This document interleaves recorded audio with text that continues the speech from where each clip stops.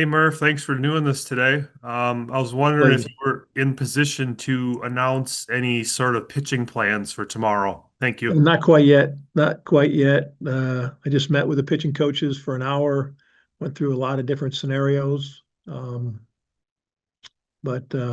yeah, we haven't. We're gonna meet again after, and when the guys are having a little informal workout after that, we'll sit down and hash it out, and then tomorrow morning we'll probably get to the final answer. We'll go to Adam. Murph, what can you tell us about Jacob Mizorowski, where he's at in this plan? Does it sort of Yeah. build around where you want to fit him into this? Well, when you're in this situation, and you've had the injuries we've had and all that kind of stuff, you got to find a place. We know exactly, those who follow it every day, we know exactly where Miz is at and what we'd like him to do. And I think he fits in the plan for sure. All right, Steve McGargy. What's the message that you give your team in a situation like this, coming off two losses, season on the line? How do you just try to make sure that they stay as poised but also as loose as possible and not get caught up in the pressure? Well, I mean, there's nobody on our team except for Yelich and Peralta that's ever played in an away playoff game. So they got their first taste of it in an unbelievable environment. It's a good learning experience for a young team. This is a team that's taken on all adversity. I just, again, guys, to criticize this team for losing two games in Chicago in that environment, as well as the Cubs played, is how well they capitalized on every little thing. I mean, that's baseball. This team hasn't had a more than a four-game losing streak in 2 years. So it's the greatest 2 years win total in Brewer history. Now, they've done that without the big roster, without the big budget, without the free agent signings, without the trade deadline stuff. So respect this team. Will they respond? They always do. You know, I fully expect them to respond. That was a tough environment for 2 days for these young kids. They're very young. Again, who on the team other than those two have been on the road for a playoff game, and that's it's hard to do. Dominic, go ahead. Murph, I'm curious if, with all the off days and all the workouts you've been able to have, like get hands-on time with your team, have you learned anything about your club? Have you had the chance to actually, digest things that your team does well, or maybe had the chance to reflect on? Of course, I mean this team is again. There's not one prognosticator that picked them over 500. So this team's overachieved all year. And this team had a dream to want to do something special for the fans in Milwaukee, for Bob Uecker, for each other. How the last year ended, they had a magical season last year that nobody expected. That's what teams that the fans don't understand sometimes. They're critical, and that's their right. But they're also important to us that they come out with the right attitude and help us out the way the Cubs fan helped them and the way the Brewers fans helped them in the first 2 days. This is baseball. It's hard to do. We're the only small market team doing this, and get behind these guys. They're doing it for a lot of them for the first time, and they're well aware how hard it is to be in the position they're in. Look at what they put themselves in this position. So I'm proud. I admire this team. I really do. I admire them, and they have two games when the other team plays really good. One of the best teams in baseball too, and that can happen. So I'm proud we're in the spot we're in. We're one game away from we're 5 wins away from the World Series. So we'll just keep. I've learned a lot about this team, and one thing it's resilient, and they bounce back. Think about this, Dom. We haven't had more than a 4-game losing streak in 2 years. Look at the roster, look at the injuries, look at the adversity, look what this team has done, look what these players have done. They've all stepped up. Guys are on, the fans are on Priester for not having a good. Come on, man. The guy was in AAA, and it's not like he was a budding prospect that people are like, oh my God, this is the guy to get. No, he's self-made, and he's had an incredible year, and he had a little hiccup that's fairly understandable. So it's not like we're dealing with a veteran NFL club going into the postseason like, well, this will be the year. These guys don't even know about 3 years ago because most of them weren't here. So what I know about this team is they're resilient for sure. Curtis? Murphy talked about how just the record the last 2 years and what the most wins I think you said in franchise history in 2 years. Along those lines, do you feel though like in your opinion a playoff series victory is needed, wanted to further validate that effort? It would be great. Validate. Kurt, you guys have the job to write and to criticize and do what you got to do. That's what you do. Validate. The validation comes from within. You know what you've done. The team knows what they've done. I'm not looking to validate anything with anyone. I mean, it speaks for itself. Neither of these years were we picked over 500. Maybe we were last year a little bit. We won the league by 10 games. We won this league by 5 games. And we're trying to get to the World Series and win it. And so are 30 other teams or 29 other teams. So to be in the position we're in, there's no validation that they don't know. I just want to do this very badly, so I don't think it validates. Well, what does that mean? Like, are we not good because we didn't win a playoff series after we got a bye in the first round by having the best record in the league?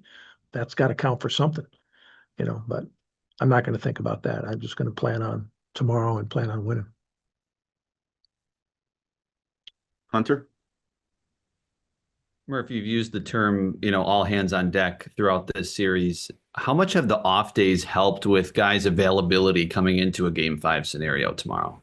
It really does. It does help. But guys are still they're worn out from the season. They're young players, most of them without a lot of experience. They're worn out, and but now at least they get a rest and they realize, hey, this is whoever can throw with the right mindset. You're in there. In these series, you see it all the time. You see other teams doing it. Like, it's not, we don't have, with losing Woody, lost McGill at the end there a little bit, losing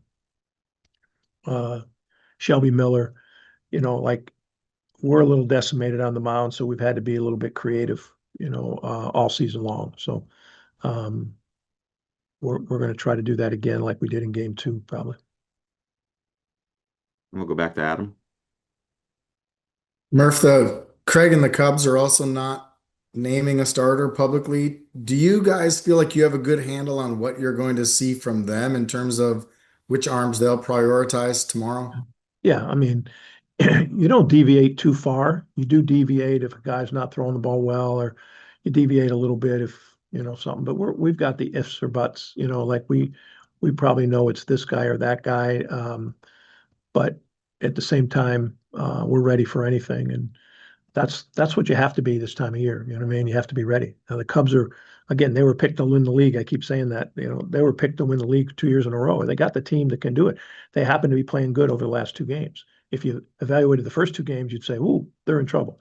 So they're a good team. They bounce back. And then it's our job to bounce back again and win this series and move forward.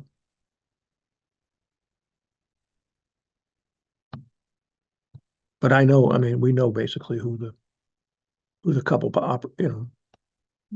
probabilities are, you know what I mean? And we'll go to Jesse. Jesse, Murph, are you guys putting extra focus on the first inning and how the Cubs have scored? Like, can you really drill down a little bit more on that as you prepare for Game 5?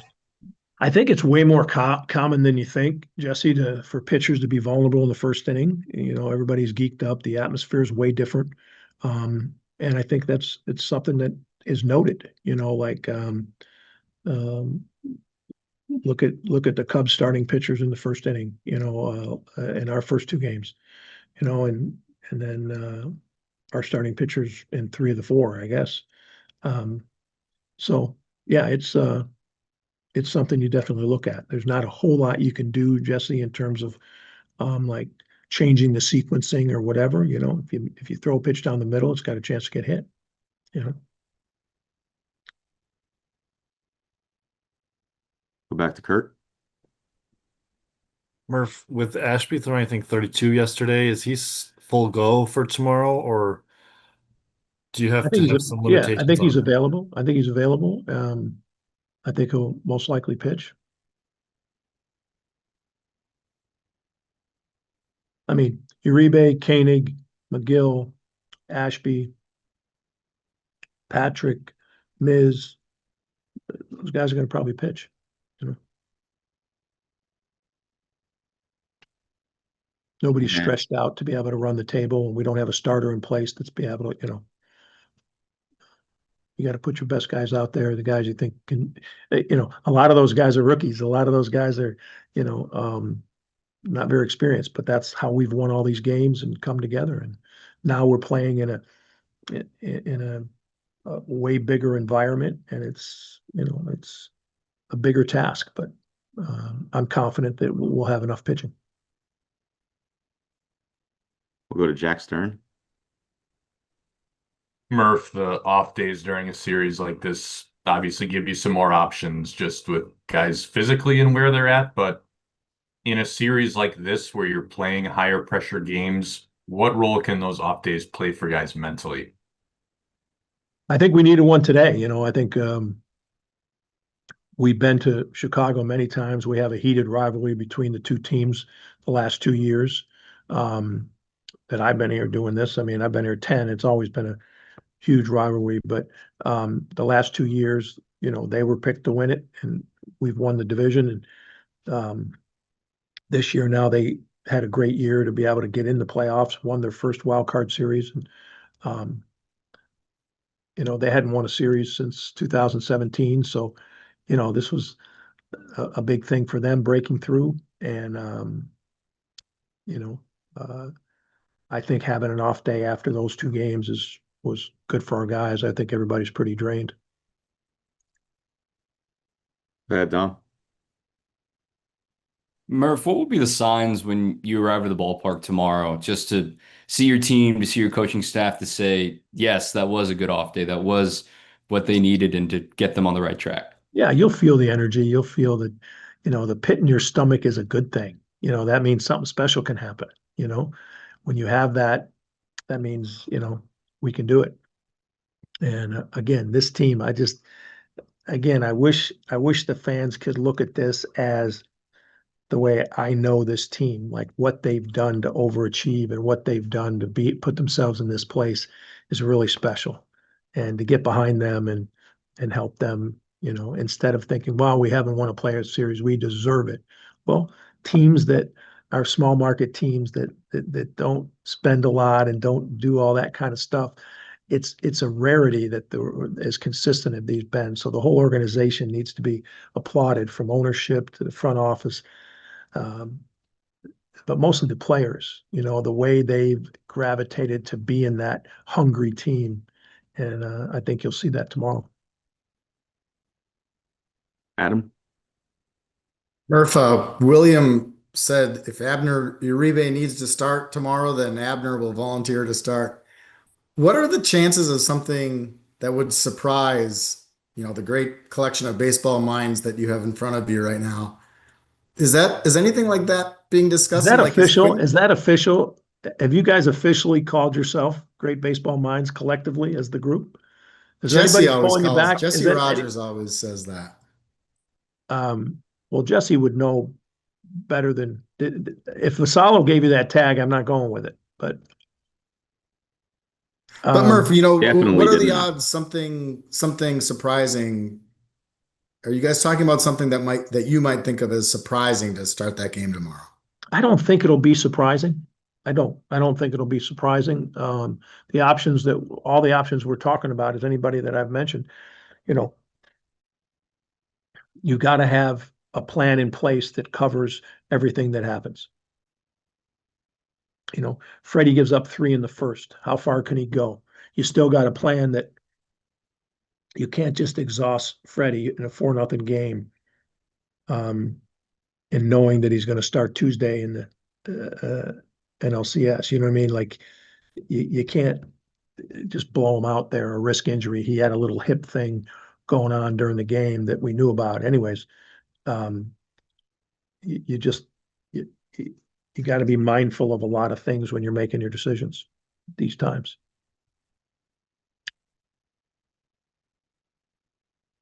Well, I don't see any other hands raised.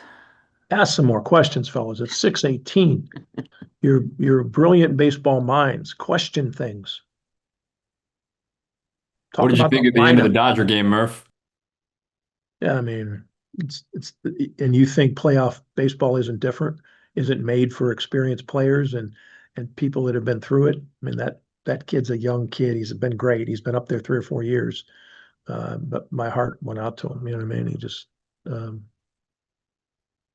yeah, lost it for a second, and that's what happens. You know, that's why for me the tournament and the playoffs is, anybody's got a chance once you get here, and I'm just proud our club is here. All the other clubs that are here are kind of expected, right? But in the National League, so it's kind of cool being the team that nobody picked from the beginning, and let's finish it out. That's the big thing. Go ahead, Adam. I love it.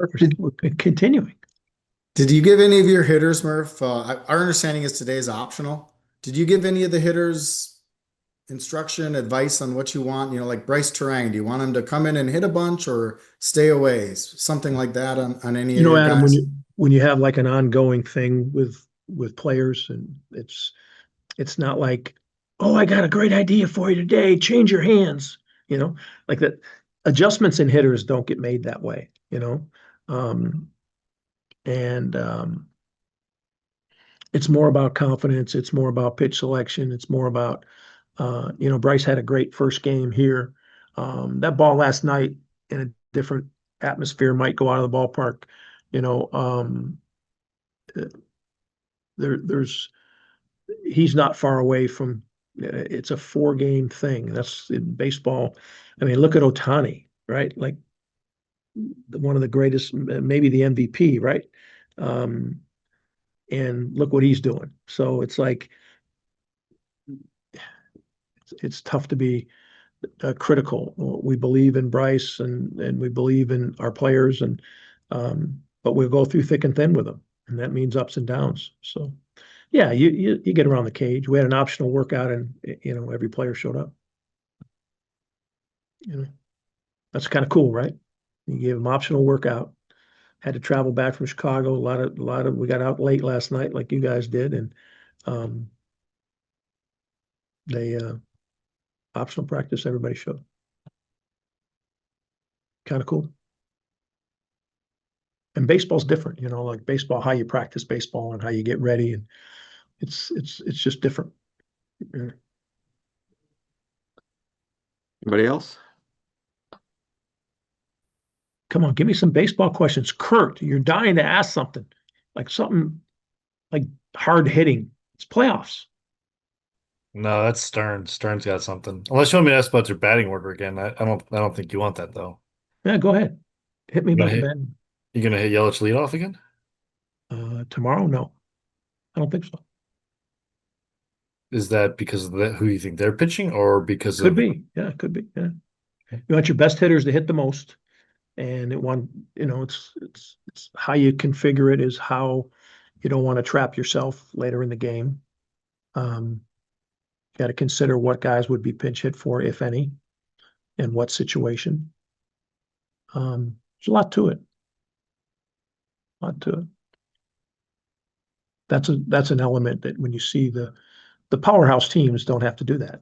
The powerhouse offenses don't have to do that, but we sometimes have to reconfigure based on strengths and weaknesses and things like that. Go ahead, Todd. Murph, what have you thought about how McGill has looked in the snippets that he's pitched in the series? I think it's coming along. I do. I think it's coming along. I think you'll see that it was a scary moment, when you have a flexor. His brother had the flexor. His brother just then had Tommy John. It's a scary moment. This kid's career is at stake. And the way we eased him into it, and he pitched against Cincinnati at the end, and it was okay, and not his normal stuff. And then his next outing was a little bit better. Next outing, a little bit better. So I think he's in a pretty good spot. Those All right. things, those potential injuries, just like Churio's hamstring, it's like, it's a delicate thing, you know? If it takes away from your focus on the next pitch, it's dangerous. All right, and we'll wrap with Dom. I love it. Murph, are you surprised, or is there an intention? Maybe it's just the games of the way they went that you don't have a stolen base this series. Can you break down the running game of how hard it is to do so, and the games might have dictated a little bit too in the postseason? We did have the stolen base. Yelich stole third in the first game. Huh? No, defensive indifference. Defensive indifference. How can that be? So there wasn't enough for a stolen base. I'd have to go back and look. Wait a second. It's like any other play. If you steal third base, no matter what, if you allow first and third and you allow the guy to go to second because you don't cover, still a stolen base. It's ridiculous. We stole the base already. So you're wrong, Don. Well, with one stolen base, Murph, are you surprised that that number's out, or is the games dictated it? How does that work in the postseason? Oh, they got guys that can really hold runners. And when you're down 3 or 4 runs or don't have certain guys on base, we haven't been in the opportunity. We take I've told you all year, the threat to steal is important as anything else. You know what I mean? What that causes can create a lot of havoc, and you can't ever measure that, Dom. How do we know how we measure that if it made a pitcher hurry his pitch and leave it in the middle? So whatever it might be. So you can't measure that. All right, thanks, Murph. Thank you, everybody. We'll see everybody tomorrow. What? Jack, nothing. Stern, nothing. I'm just shocked. I can go one more if Go ahead, Stern. Jesus, Recording stopped. So you guys have had a lot of relievers who have worked a lot during this series. The Cubs have gotten multiple looks at some of these guys now. How does that kind of factor into the equation as you're looking at tomorrow and how things might line up? That does factors in. But we haven't done anything that, we've pitched everybody on our staff, and, we've gotten multiple looks at some of their high leverage relievers too. So it's all about making pitches though, Jack. If you've seen a guy 100 times and he makes a pitch, that's what it's about. You know what I mean?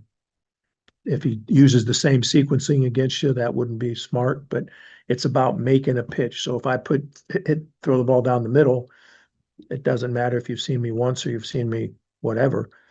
The calibration's there, but I think that it does factor in for sure. Seeing a guy more than once or twice, but we've seen Pomeranz 3 times, right? We've seen Theobald twice. We've seen Palencia 3 times. We've seen Keller twice or 3 times. So it's both ways. They got a little momentum that hopefully this day off and then being in our home park will even out a little bit and be a great game. Certain of it. All right. Thanks, everybody. See you tomorrow. Thank you.